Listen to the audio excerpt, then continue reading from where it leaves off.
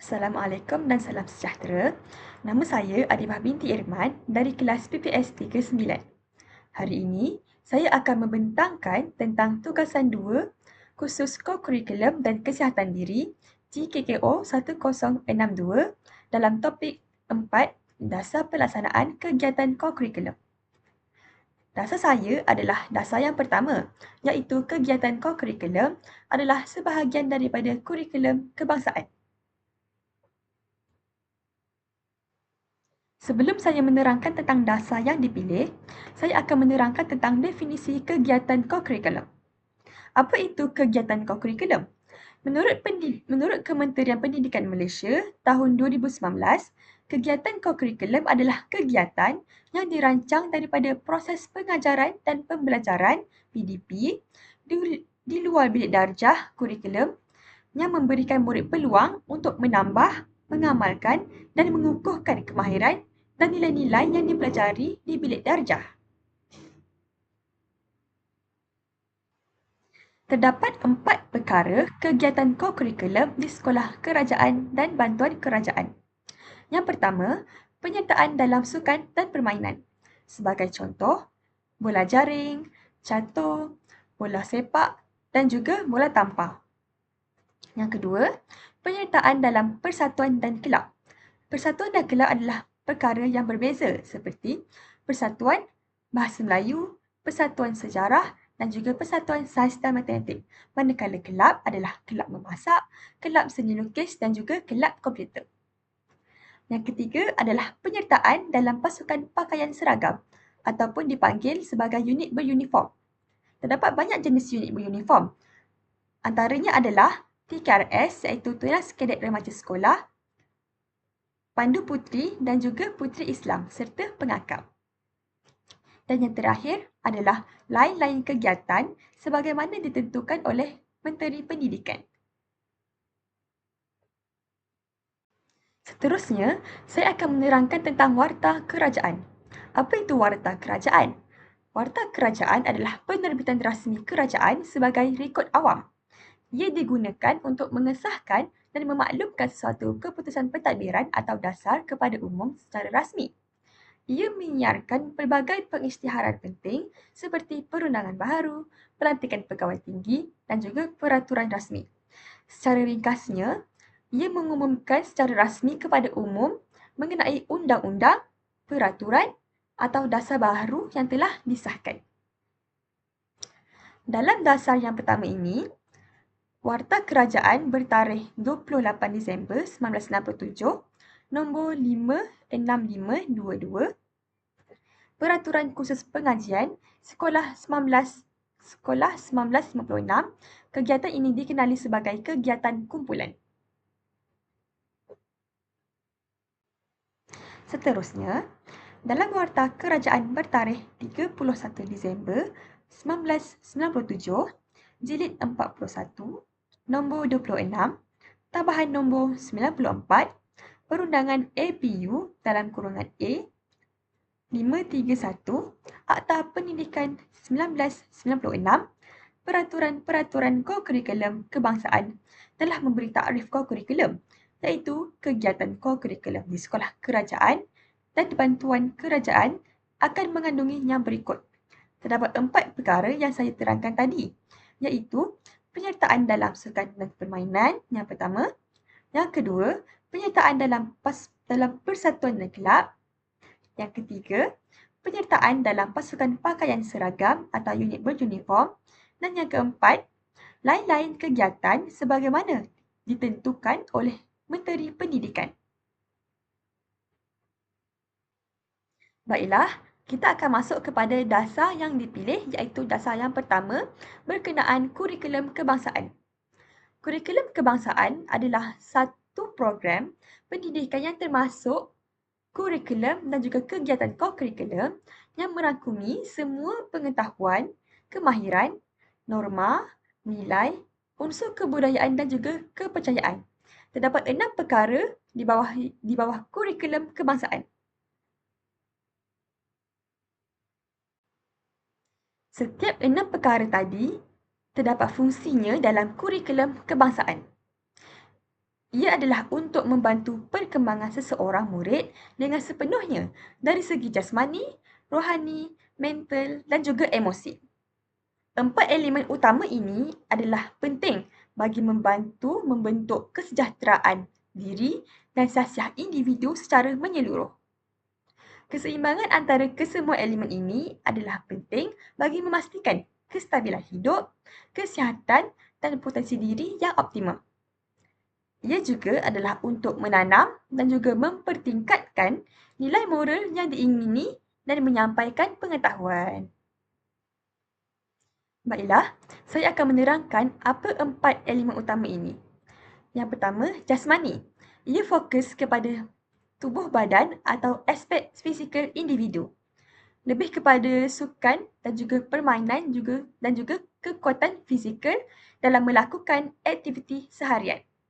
Yang kedua adalah rohani. Rohani adalah berkaitan dengan jiwa, nilai dalaman dan juga kerohanian. Ia merangkumi pegangan agama dan juga kepercayaan kepada Tuhan. Yang ketiga adalah mental. Mental merujuk kepada keupayaan minda dan juga kognitif. Ia melibatkan daya pemikiran yang rasional dan juga kemampuan untuk menganalisis maklumat. Yang keempat atau yang terakhir adalah emosi. Emosi adalah berkaitan dengan perasaan dan juga tindak balas psikologi. Ia merangkumi keupayaan untuk mengenal pasti, mengawal dan juga mengekspresikan emosi atau perasaan seperti gembira, sedih, marah dan juga sayang. Dan disebabkan itulah, empat-empat elemen ini adalah penting dalam kurikulum kebangsaan. Untuk pengetahuan semua, setiap sekolah di Malaysia wajib untuk melaksanakan kegiatan kokurikulum kerana ia adalah sebahagian daripada kurikulum kebangsaan. Kurikulum kebangsaan ini sudah tertakluk di bawah Seksyen 18 Akta Pendidikan 1996 Akta 550.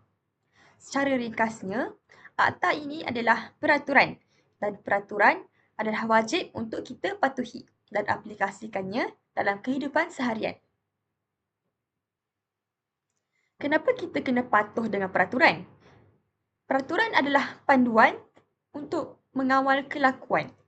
Ia juga adalah keperluan sosial supaya komuniti hidup dengan sejahtera. Dan yang ketiga, peraturan adalah alat sosial untuk memastikan wujudnya keadilan dan juga ketenteraman dalam kalangan komuniti di sesebuah negara. Akta ini digubal dan ditetapkan oleh Parlimen, iaitu badan perundangan tertinggi negara di peringkat persekutuan. Badan ini bertanggungjawab untuk membahas, meluluskan dan meminda undang-undang untuk seluruh negara. Proses penggubalan akta di Parlimen melibatkan beberapa peringkat. Terdapat 4 peringkat dalam penggubalan akta ini. Peringkat yang pertama adalah Dewan Rakyat. Dewan Rakyat adalah tempat untuk rang undang-undang dibentang, dibahas dan juga diluluskan oleh ahli-ahli Parlimen. Peringkat yang kedua adalah Dewan Negara. Ini adalah tempat di mana rang undang-undang tersebut disemak dan juga diluluskan. Selepas ia disemak dan diluluskan oleh kedua-dua dewan, akta memerlukan perkenan diraja iaitu Yang di-Pertuan Agong. Dan peringkat yang terakhir adalah Warta Kerajaan. Akta mula berkuat kuasa pada tarikh yang ditetapkan oleh Yang di-Pertuan Agong melalui pewartaan. Akta atau peraturan negara adalah perkara yang wajib untuk kita patuhi. Dan disebabkan ia adalah wajib, kegagalan untuk mematuhinya adalah satu kesalahan dan setiap kesalahan akan menerima hukumannya setimpal dengan kesalahan yang dilakukan. Sekolah yang gagal atau enggan melaksanakan kegiatan kokurikulum boleh dijatuhkan hukuman jika disabitkan bersalah. Hukuman yang tersedia adalah denda atau penjara atau kedua-duanya sekali di bawah penalti am. Sekarang, Saya akan menerangkan tentang Seksyen 135 Akta Pendidikan 1996, Akta 550 Penalti Am. Terdapat dua perkara di bawah akta ini.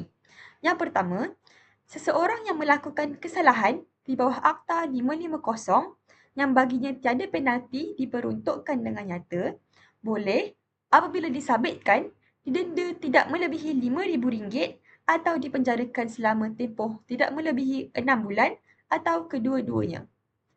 Secara ringkasnya, jika seseorang melanggar peraturan Akta Pendidikan 1996 yang tiada hukuman khusus dinyatakan, hukuman maksimumnya adalah denda sehingga RM5,000 ataupun penjara sehingga 6 bulan ataupun kedua-duanya sekali, denda dan penjara sekaligus.